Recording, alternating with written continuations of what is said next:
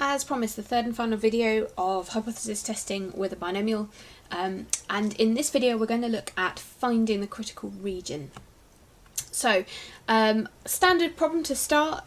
We've got a company claiming that a quarter of bolts are sent to them faulty. They've got a random sample of 50.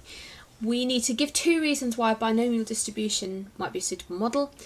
These obviously need to be in the context of the question. So, number one, we can assume that there is a constant probability of a bolt being faulty.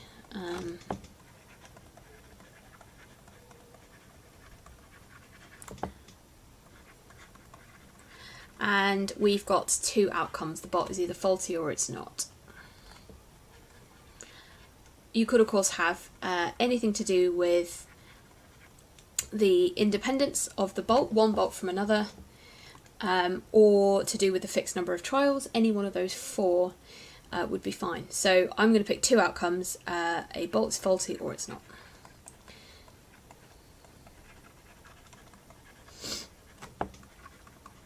Good, okay, so there's the first two marks.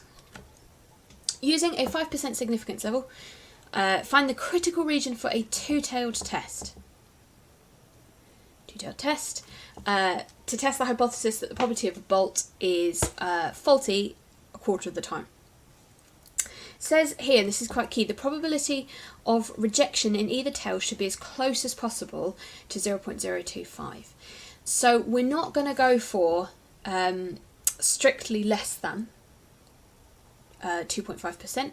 We're going to pick the critical value that gives us a probability as close as possible to 2.5%. But we'll work through that. Okay, so the critical region gives us the actual value of, in this case, bolts that we would need to get in order to have a hypothesis that we reject. So a null hypothesis we reject and an alternative hypothesis we accept. So I don't know what those are yet, but I do know that whatever it is, I'm interested in the probability of it being less than 0.025 or 2.5%. And so notice I've just left an A in here. I don't know what that value is. And likewise on the other side, there is some value B such that the probability greater than that is another tiny little tail, and it's 0.025 over that side. Okay, you can find this out by using your calculator. You can use your inverse binomial button, or you can test values. So lots of options for you there. In just the usual word of warning with these, the inverses don't always pop out the way you would expect them to, so do just, depending on which function of your calculator you're using, so do just make sure that you check the values around it. So if I do the inverse binomial, oh, I haven't set up my hypothesis. Silly me. Okay, so H0 probability is 0.25. H1, the probability is different from 0.025 because we've got two-tailed test, and I'm on a binomial of 50, 0.25 at the moment.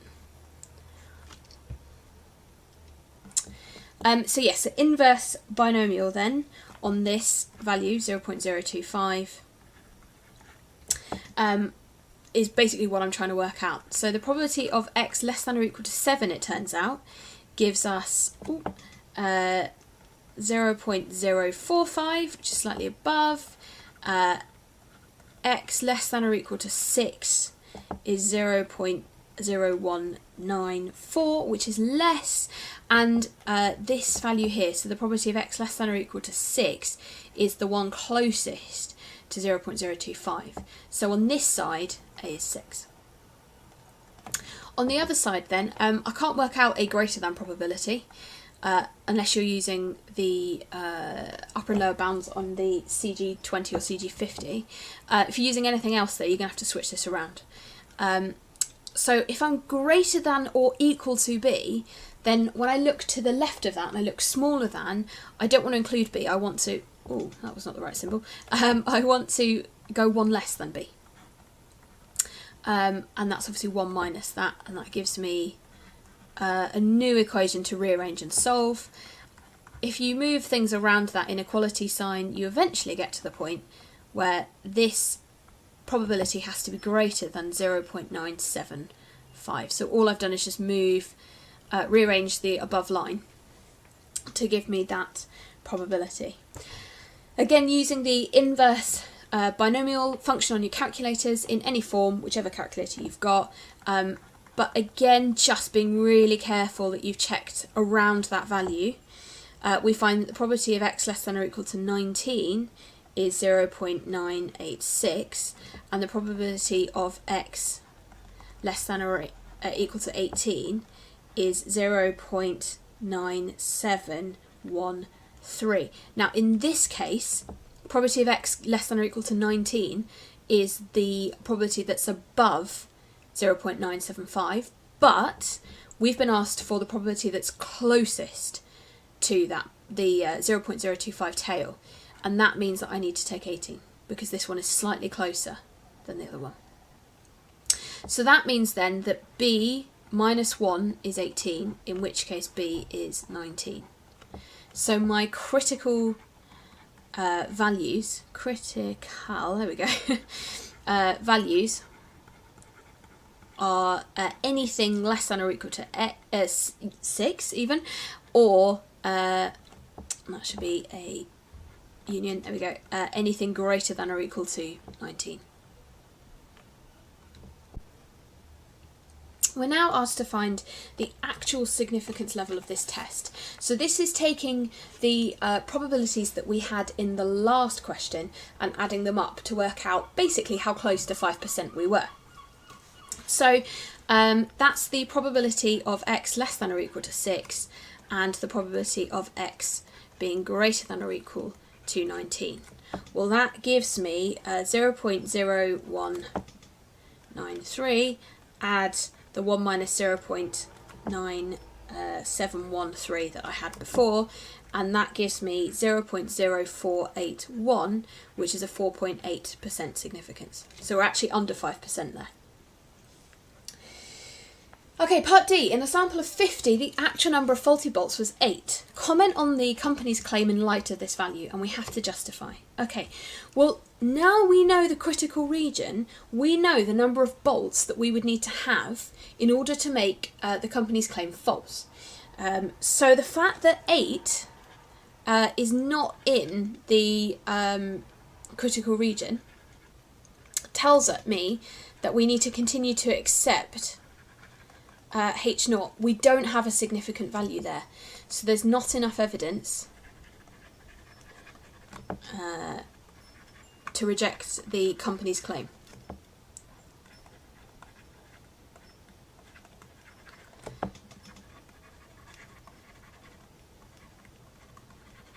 We'd need to have a number of bolts less than 6, or less than or equal to 6, and greater than or equal to 19 before we had something significant enough to suggest that that probability wasn't a quarter. Okay, part E. This is actually probably going to be a nice, easy, straightforward hypothesis test, we hope. The machine makes bolts and it's been reset, and another sample of 50 bolts is taken, and now only 5 are found to be faulty. So we need to test at 1% this time, so an increased level of significance, whether or not the probability of a faulty bolt has decreased. Okay, so this should help us set up our hypothesis. Right, so we're definitely on a binomial. Our binomial is 50 bolts, and we've got some probability.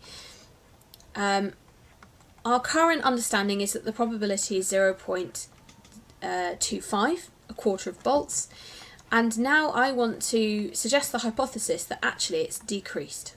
So my alternative hypothesis, H1, is that the probability is less than a quarter.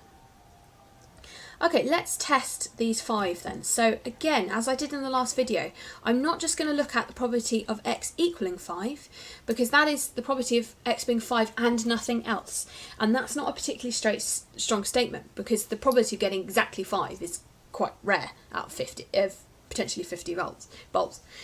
So it would be stronger for me to prove or show that even 5 and fewer is under 1%.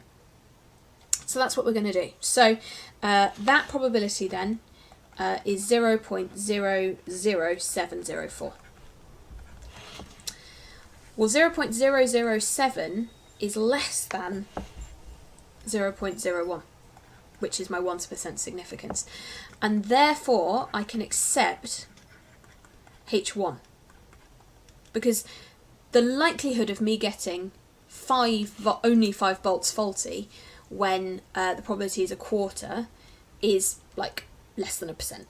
So we're saying that that's significant. We can accept H1. There's evidence to suggest that the probability, I hate typing with this thing, the probability has decreased. Maybe use better English than that is, but at least that's written out. Okay, so the critical region then is just identifying the number of whatever our test is, bolts, faulty, students reading magazines, whatever it is, where we start to be interested in our alternative hypothesis. Anything outside of our critical region, we continue to accept H0s. And as you can see, normally these questions fall within a larger question where you might also have to calculate a normal hypothesis. And that is it.